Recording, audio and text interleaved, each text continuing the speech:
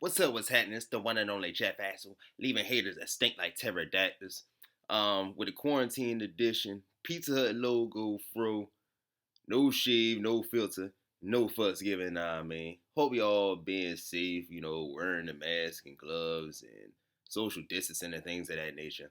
But today I wanted to talk to y'all about an old article that we had dissected. This is from definingrevolution.com under DAR TV.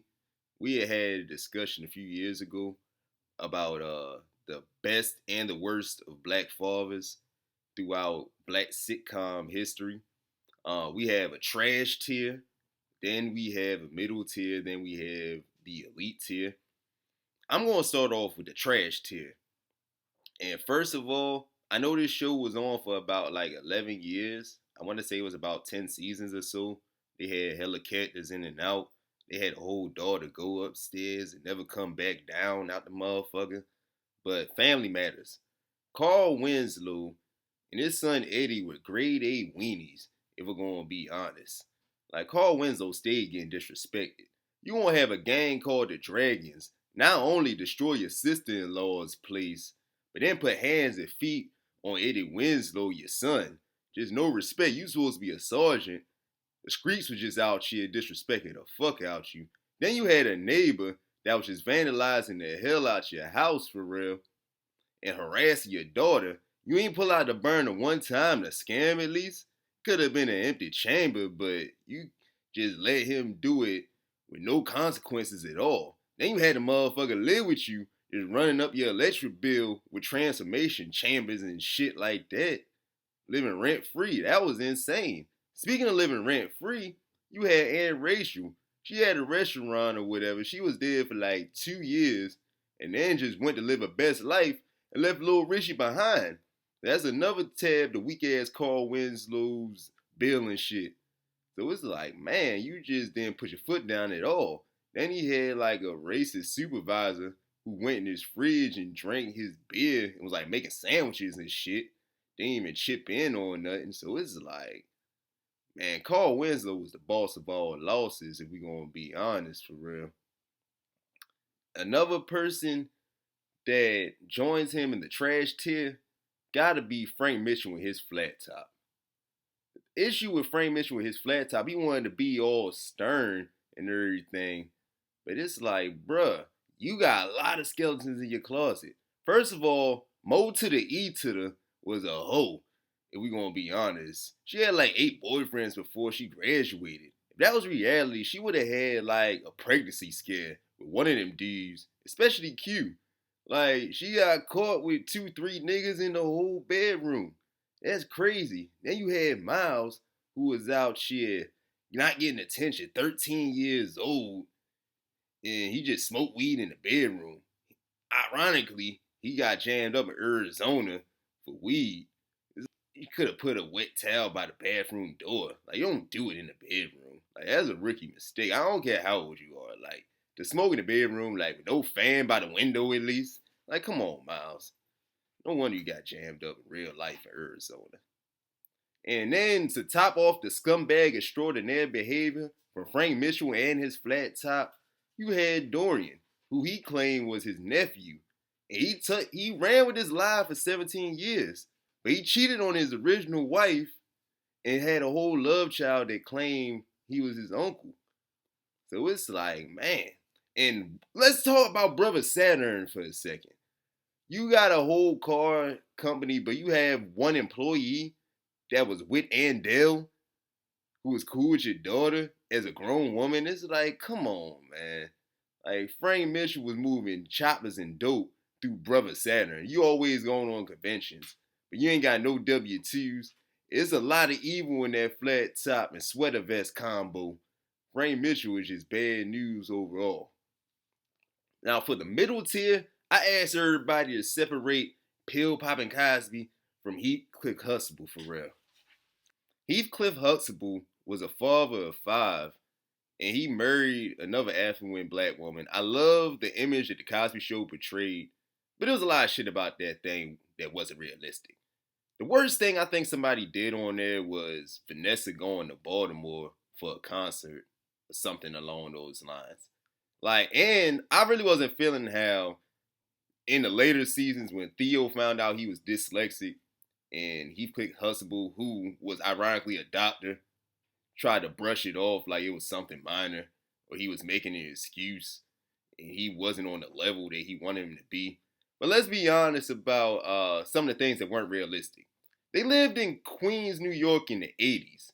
You mean to tell me Theo and Cockroach didn't experiment with crack rocks one time or a little bit of reefer? I guess they must have been shook diggity or Claire. I mean, I can kind of understand that, but still, like, kids is going to experiment. And then Denise being a college dropout after 1 year, randomly going to Africa and coming back married to a military man and being a stepmom at like 20, that's unrealistic too. Like, Denise would have kind of been like her real person and rebelled against him and got with a crack dealer from Queens or something like that just to piss Heathcliff and Claire off, if we're going to be honest. Like, that really wasn't a realistic aspect of the show. Like, once again, I love the image they portrayed, but you're going to have one bad apple out of 5 kids. Like, it just usually doesn't run smoothly like that. That wasn't really realistic. Another father in the middle tier, I'm going to give a quick shout out to Floyd Henderson for being a parent of 2 kids that was college bound and then another kid that was musically inclined while being a widower and owning his own business. So shout out to the roofing man, Floyd Henderson. Shout out to Michael Kyle, owning Kyle Trucking, being interactive with his kid's life, taking care of a special needs kid in Junior Kyle, because that was a lot to deal with as well. Even when he had got somebody pregnant, like, he still embraced him. He embraced him from the garage, but he embraced him regardless. Now, for the final tier, we're going to have 2 different father styles. First is James Evans, the GAWD. He had to deal with a lot of stress. He had a son who would find things to pretty much support his drug habit, because he definitely had a plethora of issues. Then he had a promiscuous daughter who randomly married a 42-year-old man who was planning to do that. It's like, how y'all in the same social setting? That man was her pimp. Like, I don't care what anybody say. Thelma Evans was definitely selling the box on the low. And then for him to stay faithful to complaining Florida Evans, who consistently held this man back, he had a $700 a week job on deck with his dirty preacher friend from back in the day, which he taught him about morals and all that. Then he had a $500 a week job in Alaska in the 70s. That's like being a thousandaire, almost millionaire status. But she talking about, no, James, the family needs you. I need you. It's like, come on, Florida Evans. You ain't had that same mentality when you went and slid down to Arizona with Carl, who was one of the worst characters in the show's history. It's no coincidence the show fell off a cliff as soon as James died. And the way they just did it, it's like they finally get a sliver of hope going down to Mississippi, and then you just gonna kill this man off? That's crazy. But James Evans was always down to throw hands. He always provided 2 jobs and stayed faithful when Walona's fine ass was standing across the hall. I definitely would have crept out on Florida for sure. The 70s ain't care about being faithful. They had side babies and families right up the street from them. That's just how it was back then. But shout out to James Evans, the best TV father in my opinion. Another one that I like, it's like 1A, 1B for me, is Philip Banks. He was just intelligent, but he still was deep rooted. He didn't forget where he was from. And he just was able to give back to the community. He always was giving good advice to Will, embraced Will as his own after having his own kids. And he just was a good TV father overall. He definitely cheated on his second Aunt Viv, though. Because she didn't have a career, she didn't have an identity, she didn't have a job, none of that. She was just at the house complaining. So he would just stay extra hours at the office and just was banging out his secretary. You ain't going to be able to tell me otherwise.